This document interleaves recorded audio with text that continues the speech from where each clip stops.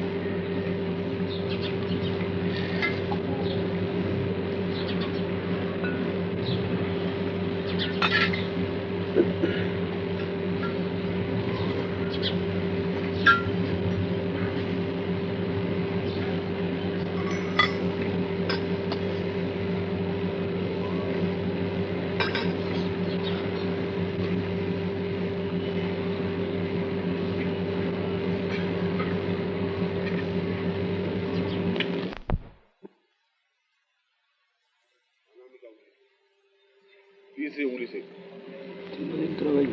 तीनों पे लगानी। यंत्र पर सिर्फ तांबे के यंत्र, पहले तांबे के यंत्र का पूजन हो रहा है मध्य में।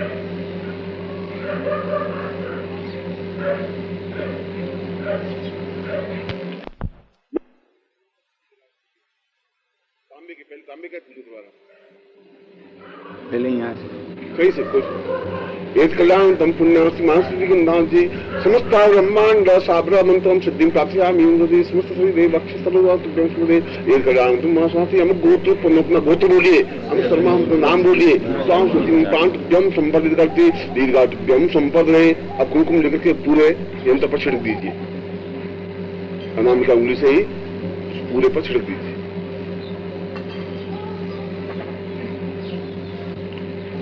अब यंत्र के मध्य में जो बिंदी लगाई है उस बिंदी से आप अपने ललाट पर बिंदी लगा दीजिए। उस कुमकुम को लेकर के जो मध्य में लगाए उसको वापस ले लीजिए और अपने ललाट पे लगा दीजिए अनामिका उंगली से।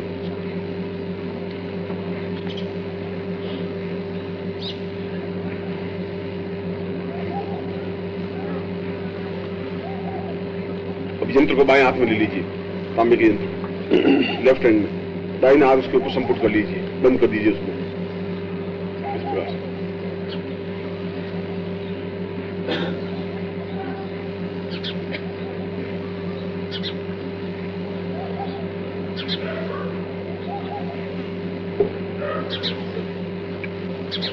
ओम प्राणो में प्राणा देवाय देवाति पूवाति गांति अंकम चंटम तम तम दोजटाय विटाय घोराय कपालिनी कालिकाय स्वास्वति स्वादि कल्पसा चिन्नी नमादिनाथ वास्वति धीमाय धूमाय स्मृति जो घोराय विदासे विरूपाय वीरभद्राय गुणति सर्वात कले कल्याणी दिवाति होती पूर्वाजी दिवाति स्वाति वक्रणति सोना शेष न्यासी शमशान वाशिन नीमा स्वति पूर्वाजी दिवाति दसी मम कर्णो वासी अंकम चंटम तम समिद्रासे अंगासे खंगासे हमसदे गम्यति चम सोंते तम तम तम यम संवासिनोति स्वाय कल्याणोत्तम पूर्वाय दीर्वाय दक्षिणाय उत्तराय आकाशिनी पातालिनी गाने सर्वाभिरूपाय भद्राय सुधे सर्वाय कल्याणोत्तम मम शरीर स्थाप्यांसे आवायामि आगच्छ समस्त देवी समस्त पिशाचिन्ये आवायामि स्थापयामि मम समस्त जीवन पर्यन्तं सुख सौभाग्य द्रव्य ऐश्वर्य प्राप्तोत्तम मम आज्ञां परिपालयन्ति त्वां चित्तम तम देहम देह त्वं प्राण यह प्राण मम गोत्रोत्पन्नो अपना गोत्र बोलिए हम शर्मा मम वश्यम कुरु प्राणति पूर्तिभ्यं सुने समस्त ब्रह्मांड साबला साधन्ति समस्त शिवा कल्याणतभ्यं संपदरे प्रतिदंडो ज्योति पूर्व ज्योति एकदम संपदरे। अब उसको खोल के दर्शन कर लीजिए यंत्र के और यंत्र को स्थापन कर लीजिए वापस उसी जगह पर। अब उसके मध्य के यंत्र को जो आपने अभी यंत्र अंकन किया उस यंत्र की पूजन करना है। भोजपत्र वाले यंत्र की और कागज वाले यंत्र की दोनों की एक साथ पूजन होगा। इस तांबे के यंत्र को एक तरफ रख दीजिए बस। यहाँ ऊपर रख देते कहीं रख दीजिए।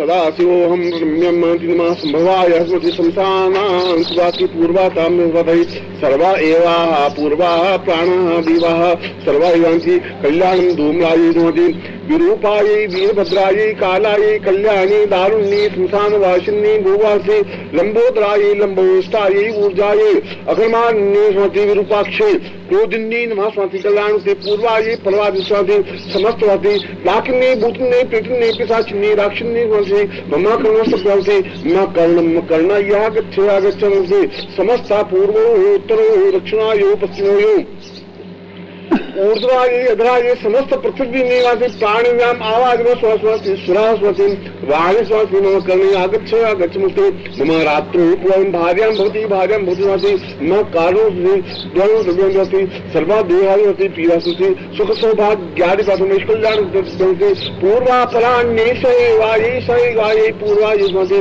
अहंकां सुति पूर्वा भद्रां भूमुञ्जाति सर्वं बम बम बम भ्रयाति आकाशं कं कं कं गम्पा लिन्निवाति कला लिन्निवाति खं खं खासु स्वाति गंगं निमादिनी नमाजुति गं घ्राण पुति घ्राण नीनवा चंचन चंचला इनमा चंचन चंचन छत्रपति सोई जं जं जंभ्राम नीनमा जं जं झंगा दिनमलिन्याति तं तनि तं तनि तं कार नीनमा ठंडा निटि स्वास्वति दं दं दं दं दाकिन नीनमा ठंडा दंग नीनमा स्वास्वति तं तं तं तरुणा इनमा तंता विदवति दीर्घायु दं दं दं दारुण नीनमा तंता धूम्राय दुजटाय दुर्पाय नमः नम नमति नमति नम्रता इनमा पुरति पम पम पार्वती नमः पम पम पुरति बुजटाय ने गम गम हृदयति रति गम गम नाम श्रीमती मारणी नमः मार्गति मारणी हुनि यं नोलादि नमः लम रामणी नमः लम लक्षणाय नमः मम वरुणै नमः स्वति संसादिस्मि संस्वति हुनि करुणाय नमः कारिणी नमः समस्त योगिनी 64 योगिनी नमः आवायामि आगच्छ आगच्छ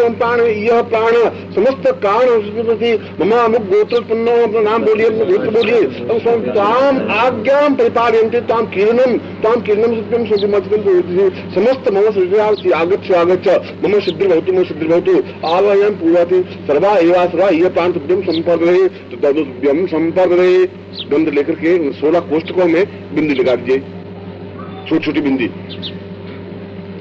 उंगली से 16 कोष्ठ को किसी साइड से भोजपत्र पर लगा दीजिए 16 खाने में 16 खानों में छोटी छोटी बिंदी लगा दीजिए बस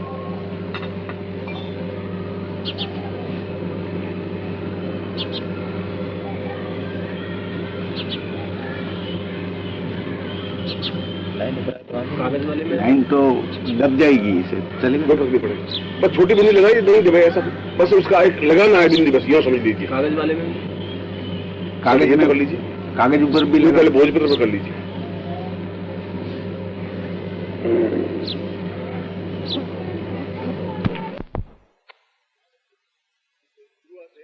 पहले 1 2 3 4 5 6 7 8 9 10 11 12 13 ऐसा किसी पहले कोष्ठ में हाथ रखिए कहीं से भी कम कोई भी हो उसमें कोई फर्क नहीं पड़ेगा आप बस उसमें पहले उंगली रखिए आप या हाथ रखिए एक ही बात है जैसे मैं पूजन करवा रहा हूँ तो अलग अलग कोष्ठ का पूजा करूंगा पहले आप यहाँ रख दीजिए उंगली फिर आप यहाँ रख देना फिर यहाँ रख देना यहाँ रख देना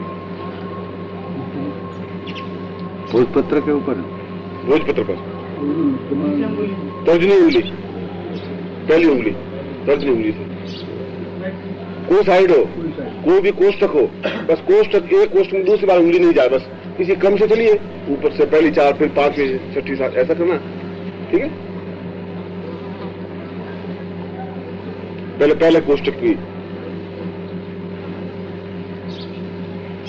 कपालिन्नी कालिन्नी कलमथफलां पूर्वतवदां सराएवाद्वीरां धनुर्मरवतां पूर्वतवदां सएवा पूर्वातं पर्णतमदां पूर्वतवदां महाचित्ते नारीं सरतपुरां पूर्वतमिदं दूसरे कोष्ठक में इसके पास वाले कोष्ठक में तर्जनी उंगली से ही तर्जनी पहली उंगली बेटा अब दूसरी कोष्ठ में रख दीजिए क्षीरोपरां पूर्वतमेव नित्यं क्षीरार्थमेव देवतां पल्लासन्ति पूर्णाधरं पवदां मम देवचित्तं क्षीराब्धिपूर्वपिस्तं प्रदां स्वामी तीसरे कोष्ठ में दूर्जाजटायै पर्वासरायै विपाचन्ति लम्बोदरायै दन्ताक्षतायै विपाचनेवै नमः चित्ते तां पुरावदे दूसरे कोष्ठ में दुम दुम दुम दो जिताई पुम पुम पुम पार्वती धाम सुम सुम सुम साधी श्रीवा श्रुति तुम वहां से पुस्तक में शाम शाम शाम पूर्वदमुदाम शाम शाम शाम सती स्वाति शालिनी शब्दाम श्रेयाम दपुराम ममचित्ता अब अगले पुस्तक में नातीता सर्वासरा सर्वसाम दीर्घायुताम नामति साहेवा मरता प्रातुताम पूर्वाम दाम सती अगले पुस्तक में विरूपाक्षी भद्राई वीरवाई स्वाति उमा कर्णोमता देवी दुर्गाम सती अगले पुस्तक में साम श्री शुम श्री साम साम श्री शुक्ति स्वा साम श्री प्रदाम दम्मा प्रसूति अगले पुस्तक में पुत्रदा दंदा यैवा स्वति मानसा मा चित्तम महात्तम तुदाम पूर्वदम अगले पुस्तक में राम देवू भारिणी भ्रला सुविश्वासी तां तीतु प्रतिगम संपदन श्री अगले पुस्तक में तां जिंदान श्री पूर्वा साल श्री सुविष्णु ओहां पाल श्री अगले पुस्तक में ओम ओंकार रूपनी जिन जिन जिन जमनादनी जमनादनी जमनादनी जमनादनी अगले पुस्तक में वाह वाह मां वगा सुति भाव देवी स्वाति सर्वास्वती वा देवास्ति अगले पुस्तक में वाह दीवा का पूर्वा सर्वा एवा मधुदाम सहेवा दीर्घलंबाया पूर्वदाम अगले पुस्तक में भद्राई वीरवाई दीर्घवाई होती लंबोदराई उर्वाई उद्रो साधना अब अंतिम पुस्तक आ गया भाई लास्ट कर कर्ण पिता चिन्नु मां पूर्वादि मम कर्णो मां एवावती सोते मम कर्णाग्नो सोति मां चित्तं स्वाति मम आज्ञा परिभागदं सोते मम पूर्वाये पूर्वावदा सोते मम धान्यं दधा एषा तुभ्यं समते सोनाये सोन वर्षाये स्वातुभ्यंसे मम रसाये प्रतिष्ठाये होते कर्ण पिताग्नि होति अंकम चिंतन कर्ण पिता चिन्ने कंकं कंकं मंगलम कर्ण पिता चिन्ने चमचम चम कर्ण पिता भूताये भद्राये प्रेतानि विशासिने राक्षिणे गंधर्वाये मम चित्ते मम आग्ने मम पृष्ठाये मम अधरोष्टो मम ग्रीवायो मम कंठो मम चित्ताय बाहुभ्यो समस्त शरीरे ताम भार्याम होती आद्यम थे पुत्रा गंगा द्वे मम शरीरे संगम सहति तुभ्यम से मम पूर्वा ये स्वाति तुभ्यम संपर्दे। अब उसके सभी कोष्टक से थोड़ा थोड़ा कुमकुम लेकर के ललाट पे लगा दीजिए। बस एक स्पर्श होना चाहिए, स्पर्श करके पूरे यंत्र पर अपने ललाट पर लगा दीजिए किसी उंगली से।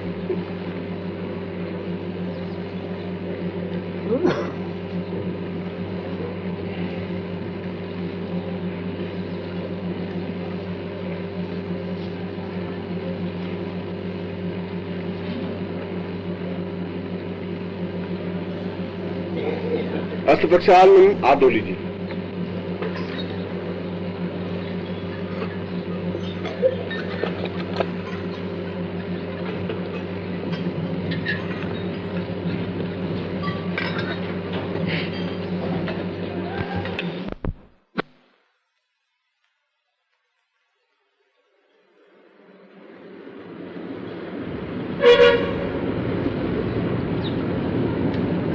अब इनके सामने प्रसाद आपके पास पड़ा होगा, प्रसाद का भोग लगा दीजिए। आगे नैवेद्य स्थापयामि कर्ण प्रसाद श्रीनिवास तमाम नैवेद्यम समर्पयामि नाभ्यास में जल लेकर के छोड़ दीजिए। नाभ्यास समोतव्याम भूमि स्रोतान था लोकान प्राणाय स्वाहा प्राणाय स्वाहा व्यानाय स्वाहा समानाय स्वाहा दानाय स्वाहा भक्षा भूजल देनुमुद्राम प्राण मुद्राम प्रदर्शया दुर्गम संपद रहे जल छोड़ दीजिए। देनुमुद्राम प्रदर्शया देनुमुद्रा बना दीजिए। 4 उंगलियों को मिला करके देनुमुद्रा बनेगा। नहीं आगे तक सीधी 4 उंगलियां मिला दीजिए। प्राण मुद्राम देनुमुद्राम एकदम तुभ्यम सुंदर बाएं हाथ में यंत्र को ले लीजिए। भोजपत्र को, सिर्फ भोजपत्र को लेफ्ट हैंड में ले लीजिए। दाहिने हाथ से संपुटित कर लीजिए।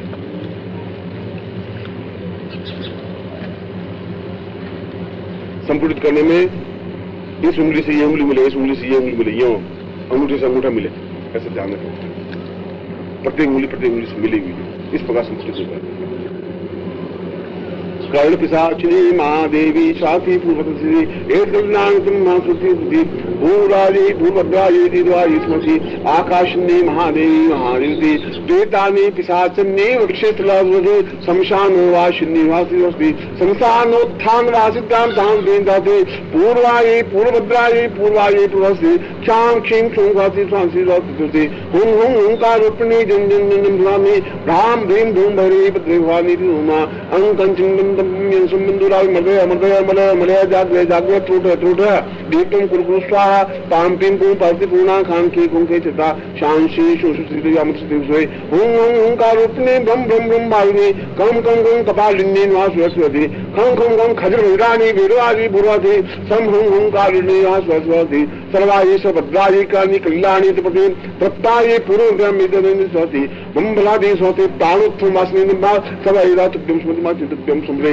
पूर्वाये प्रवाये प्रवादि उत्तरान्ये दिशानि दक्षिणानि पूर्वानि स्वति समस्त ब्रह्मांडे आवायुसे स्वरः कर्णो आवायामि आगच्छ आगच्छ मम सिद्धि भवतु आदि मम भार्यां भवतु मम अक्षयति मम आज्ञां परिपालयन्तु मम चित्तेन परिपालयन्तु तुभ्यं सुतुभ्यं संपद्मे हाथ को खोल करके दस्तक कर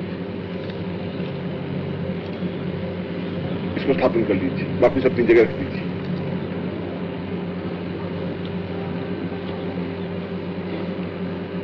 हाथ जोड़ लीजिए कालिनी कालिनी श्वासे काली काल हदनाम श्वासे राम श्री गुरुपाक्ष ममा स्वाति स्मृति क्षम्य में पवनसे महास्वाति वासे करुणा प्रसाद देवी सा सिद्धि दीर्घ तुभ्यम संपर्क अत पक्षात हाथ धो लीजिए सीधे बैठ जाइए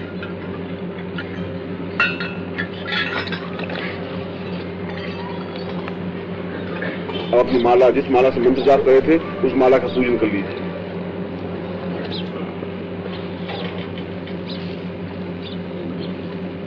माले माले महामाये सर्वशक्ति स्वरूपिणी चतुर्वर्ग तस्मान निषिदाम भव इस माला के किसी एक मनके पर कुमकुम लगा दीजिए अपने रोड़ी लगा दीजिए सुमेरु पर लगाए सुमेरु पर लगा दीजिए किसी को सुमेरु नहीं है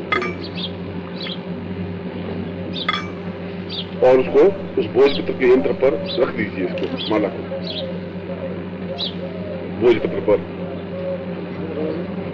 भोजपत्र के ऊपर रख दीजिए माला पूरी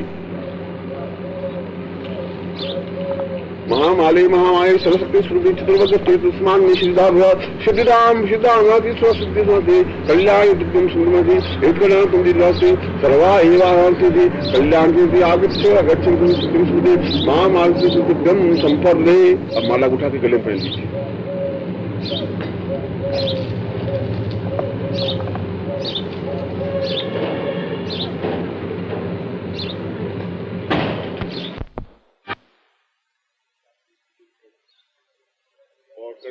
कीलन बंधकम ये क्रम आपके लिए बहुत अधिक महत्वपूर्ण है। अब इसमें दोनों बातें ध्यान रखने की हैं कि अगला जो आप कर्ण पिशाचिनी का मंत्र जाप करेंगे उस भोजपत्र को सामने रख करके और उसको देखते हुए मंत्र जाप करेंगे। आपकी नजर दृष्टि निक्षेप भोजपत्र के यंत्र पर होगी। घर में जाकर के आप इस भोजपत्र को कांच के फ्रेम में मंडवा दें। यहाँ से ले जाते समय फटे नहीं, लिफाफे के अंदर या कागजों के अंदर थोड़ा बंद करके ढंग से जाए और उसके बाद में अपने बॉक्स में इस यंत्र को कहीं भी रख दीजिए, इस बात का रख दीजिए। और फिर मैं आपको प्रयोग समझा ही दूंगा कि होली की रात्रि को इसका कैसे प्रयोग होता है, क्या पूजन क्रम होता है, तो हमें समझाऊंगा। आज शाम को मैं प्रवचन में और उसी साधना क्रम समझाऊंगा और उसी में फिर उसी क्रम कंप्लीट करूंगा, क्योंकि आपकी मालाएं आज सुबह 17 हो गई थी। कितनी हो गई थी? एक ही हुई, कल हो गई थी, आज तो हुई नहीं। 11 तो हुई थी। हाँ 11 हो गई, 11 भी हो गए। वेताल मंत्र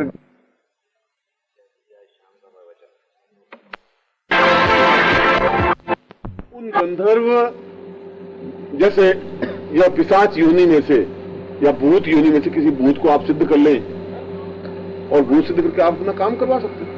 जो जंगलों में रहते हैं, सन्यासी रहते हैं, वो कहां से नौकर लाएंगे, कहां से तेल लाएंगे, कहां से गर्म खाना लाएंगे, कहां से रजाई लाएंगे, कहां से बिस्तर लाएंगे? उनके तो वही काम करते हैं।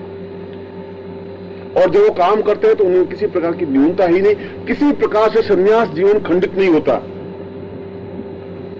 मेरे संन्यास जीवन की मैं आपको बताऊं कि जैसे मैंने कहा अभी कल परसों या आज ही बताई औगड़ की बात कही, तो मैंने औगड़ में भी ठीक औगड़ की तरह ही रहा। उस जाति के उर्वशी का मतलब होता है अद्वितीय सुंदरी, अनिंद्य सुंदरी, जिसकी निंदा की नहीं जा सके। यानी कोई डिफेक्ट हो शरीर में, अंग में कोई कमी हो, तभी तो उसकी निंदा होती है।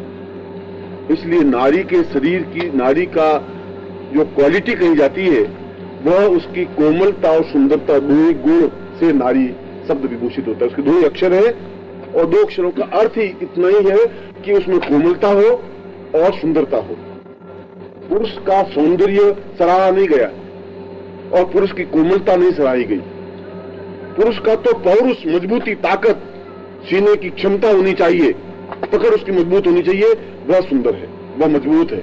जो मजबूत व्यक्ति है उसको सभी लोग सराहते हैं। देवताओं की आप कल्पना करिए, राम का देखिए चित्र, सीना चौड़ा है बिल्कुल, वक्षस्थल है। हनुमान को देखिए, कृष्ण को देखिए, मरिये से बिल्कुल हड्डी पसली निकली हुई, तो एक भी राम कृष्ण, गौतम बुद्ध, कणाद, पुलिस तो कुछ नहीं, सब मजबूत, हट्टे कट्टे, खाते पीते, लाल सुस्त चेहरे वाले। पुरुष का सौंदर्य ही अपने आप में, जिसका वक्षस्थल चौड़ा हो, बहुत मजबूत हो और किसी भी प्रकार की परेशानी, मुसीबत, कठिनाई आने पर भी वो मजबूती से डटा रह सके, उसके पीछे औरतें दीवानी होती और उनके पीछे पुरुष दीवाने होते हैं जो अत्यधिक सुंदर और कोमल होती है। यदि वो खुद ही हनुमान जी की तरह मजबूत हो, बिल्कुल चंडी की तरह, तो पुरुष तो बेचारा पहले से ही बस आगे ही जाएगा, कहां उसके पीछे प्रेम करने का तो सोचेगा ही नहीं, क्योंकि मरना मुझे साला इसके नीचे दब गया तो सांस निकल जाएगी रात में। अगर कभी भूल चूक आप नीचे दब गए उसके बांह के नीचे, तो गए आप, जान से गए। तो वो कोमलता वैल्यूबल होती है। एक बार मैं मुंबई में घूमा और यह जो उर्वशी साधना है, वह उर्वशी साधना अपने जीवन में पूर्ण सौंदर्य प्राप्ति करने की साधना को उर्वशी साधना कहा जाता है। किसी आज के युग में हम किसी स्त्री के बारे में बात करें तो बहुत ही घटिया बात करी है, देखो ये क्या बेशर्म है, औरत के बारे में बात करता है। हमारे देवताओं में तो इस प्रकार की कहीं चर्चा ही नहीं, वो तो दोनों पुरुष और स्त्री साथ हैं। और ऐसा कोई देवता हमारे नहीं है जिसने प्रेम नहीं किया। आप उदाहरण दे दीजिए मुझे, इंद्र ने, सूर्य ने, चंद्र ने, बृहस्पति ने, वरुण ने, यम ने, कुबेर ने, सबने प्रेम किया। अहिल्या का आप देख लीजिए, चंद्रमा ने अहिल्या से प्रेम किया, गौतम की पत्नी, और उस बाद गौतम ने उसको श्राप दिया कि तू शिला बन जा। और शिला बनने का मतलब पत्थर नहीं बन जाना, चित्र में तो उसको पत्थर बना दिया। शिला का मतलब है कि तेरा शरीर कुंद की तरह हो जाए, ठोस हो जाए, सॉलिड हो जाए, तुम कोमलता नहीं रह सके, इसलिए उसको दिया कि तू शिला बन जा। और उसके बाद उसका शरीर चट्टान की तरह मजबूत हो गया, प्रेम करने के काबिल ही नहीं रही, क्योंकि प्रेम करने के लिए कोमलता, स्त्री की कोमलता आवश्यक है, तभी प्रेम किया जाता है। तो शिला बनने के जो पीछे कंसेप्ट था वो ये था, गौतम ने जो उसको श्राप दिया था कि तू इतनी भारी और मजबूत शरीर की चट्टान की तरह हो जाकर तुझे कोई आइंदा से प्यार ही नहीं करे। इसलिए कहा भार्या रूपवती शत्रु, सुंदर स्त्री पत्नी हो तो शत्रु के समान होती है, क्योंकि उसके लिए तो बेचारे को 24 घंटे जागरूक रहना पड़ता है। काली सी हो, थुल सी शरीर की हो, आप घबराइए मत, नौकरी करने जाइए, कहीं जाइए, कुछ बिगड़ने का नहीं है पीछे। इसलिए भार्या रूपवती शत्रु कहलाता। सुंदर स्त्री पत्नी हो, इसलिए कभी भूल करके भी शादी अगर आपको करनी बाकी हो तो मेरा सिद्धांत ध्यान में रखिए, भाई हमें तो पसंद है ही नहीं, बिल्कुल भारी रॉड रोलर टाइप हो, बोले आइए, बस सड़क में छोड़ दीजिए, सब नहीं तकलीफ हो। और उसी की साधना क्यों कर भाई? आपको ये ध्यान रखना चाहिए कि विश्वामित्र सबसे अधिक क्रांतिकारी ऋषि थे, लीक पर चलने वाला ऋषि नहीं था। अन्य लोगों ने, वशिष्ठ ने और अत्रि ने, कणाद ने, पुलस्त ने, उन ऋषियों ने तो शास्त्रोक्त मर्यादा के अनुसार जीवन यापन किया, जो शास्त्रों ने कहा वैसा ही जीवन यापन किया। विश्वामित्र ने कहा कि ऐसा है ही नहीं, मेरी तो पर्सनैलिटी बिल्कुल अलग रहेगी, जो कुछ मैं ठीक समझता हूं मैं वो काम करूंगा। और उसने कहा कि मेरे आश्रम में उर्वशी नृत्य करे। और सन्यासी काहे के लिए ऐसा करे? साधु क्यों कहेगा कि सुंदरी मेरे आश्रम में आकर नृत्य करे? वो शिष्यों को बिगाड़ नहीं है तो बुलाओ ऐसा, दूसरों ने बनाए, इंद्र की सभा में नृत्य क्यों करे? ऐसा क्या जरूरी? वो तो दिवांगना है। अगर आपने पुस्तकें पढ़ी हो तो वेश्या को नगर वधू कहा जाता था। पूरे शहर की वधू नगर वधू शब्द था, वेश्या शब्द बाद में आया। चतुर्सेन का आपने उपन्यास पढ़ा हो तो उसमें नगर वधू पूरा उपन्यास है। चंद्रगुप्त के समय में सारी वेश्याओं को नगर वधू कहा जाता था। और नगर वधू का मतलब है कि प्रत्येक नगर का अगर पौरुषवान व्यक्ति है तो उसे प्यार कर सकता है।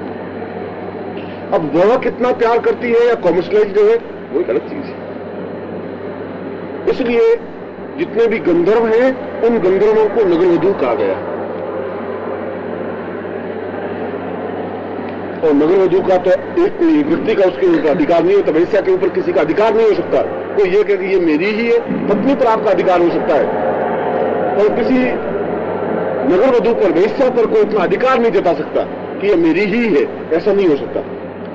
तो इंद्र ने कहा कि ये रंभा और उसी मेनका और कहीं नहीं जाएगी, यह केवल इंद्र के अखाड़े में, इंद्र की सभा में ही नृत्य करेंगी। विश्वामित्र ने कहा ऐसा नहीं हो सकता, अगर तुम्हारे यहां नृत्य करेगी तो मेरे यहां भी नृत्य करेगी। जिद्दी है, जिद्द होना एक तो, क्योंकि वो क्षत्रिय थे, विश्वामित्र तो ब्राह्मण तो थे नहीं, हर समय अपने अस्त्र शस्त्र अपने साथ में लेके चलते थे, और क्रोधी इतने कि वशिष्ठ के 100 पुत्रों को उसने भस्म कर दिया, एक एक करके, 1 by 1। कभी मैं उसकी चर्चा करूंगा। इंद्र ने कहा कि ऐसा नहीं हो सकता। विश्वामित्र ने कहा ऐसा ही होगा।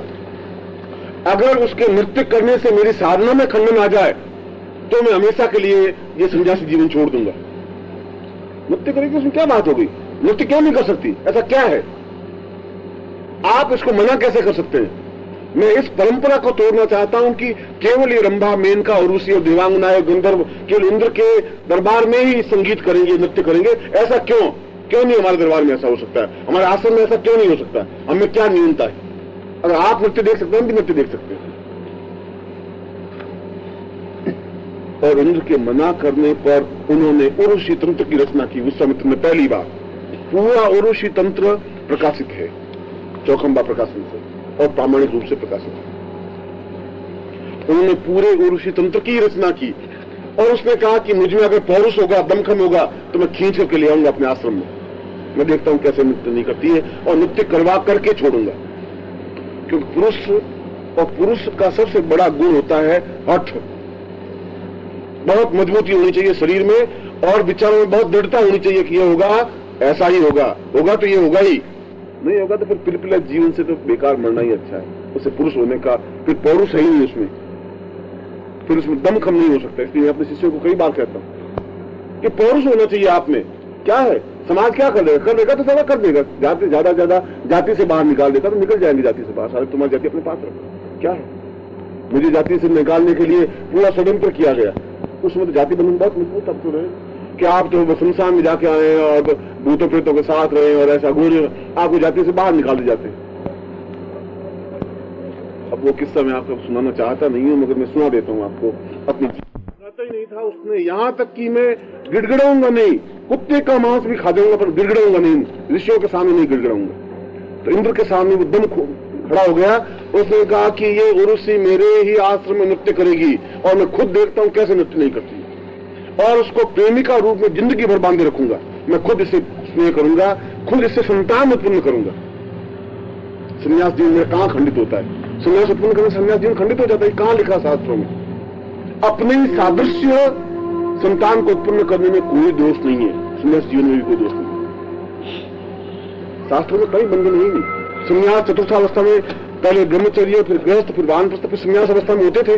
वशिष्ठ ने सबने संन्यास लिया है, और संन्यास लेने के बाद इनके संतान हुई अपनी पत्नी के साथ। संतान होने में गृहस्थ जीवन खंडित नहीं होता है। गृहस्थ और संन्यास अपनी मर्यादाओं में रहे, मर्यादा के साथ में कुछ भी हो, शास्त्र की बात बता रहा हूं। उसके बाद तो सन्यासियों के ऊपर बहुत बंधन बांध दिए, ऐसा कर दिया और ऐसा कर दिया। शास्त्रोक्त कहीं प्रमाण में न्यूनता नहीं है। उसने कहा मैं उर्वशी से संतान उत्पन्न करूंगा। विशेष युक्ति, विशेष तरीका, विशेष सिस्टम। मैंने उदाहरण दिया, वो जाति का उदाहरण दिया, तो वो मैंने भी एक विशेष श्रीमाली तंत्र की रचना की। बंदूक लेके खड़ा हो गया, वो तंत्र ही था और क्या था। देखता हूँ साला, या तो जब मरना ही है तो मरना ही है। फिर आप कोई 4 तो तीर इनके 25-30 इनके हैं, एक मेरी बंदूक है, जब नाक बार होंगे ना तरीके से ही होंगे साला, उसको चल साला गोली खा जाएंगे, मर जाएंगे। वो उसमें उन्होंने माहौल ऐसा बना दिया उन बिलों ने कि मार दे सबको भून देंगे, ये सब बच्चों को खत्म करने। अब फिर ब्राह्मणों ने कहा कि आपत्ति काले मर्यादा नास्ती, आपत्ति काले मर्यादा टूट जाए कोई बात नहीं, कोई बात नहीं, टूट नहीं। मैं भी यही कह रहा हूं कि आपने बिल्कुल शास्त्रों की बात कही, ये तो पौरुष वाली बात होनी चाहिए।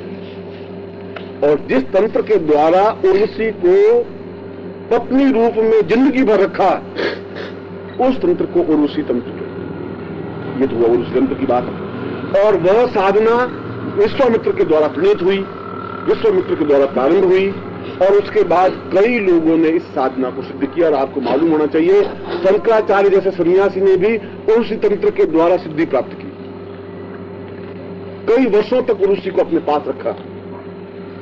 अब आपका प्रश्न यहां पैदा एक और होगा कि अगर विश्वामित्र के द्वारा उसके संतान उत्पन्न हुई तब तो वो भ्रष्ट हो गई।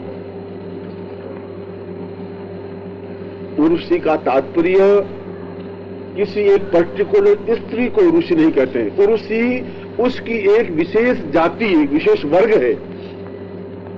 जिस प्रकार से श्रीमाली अपने आप में कोई पर्टिकुलर नाम नहीं है, कंसेप्ट ऐसा हो गया। अगर कोई कहेंगे श्रीमाली जी कहां है तो आप मुझे बता देंगे ये है उर्वशी। श्रीमाली मेरा नाम नहीं है, श्रीमाली तो एक मेरा वर्ग है।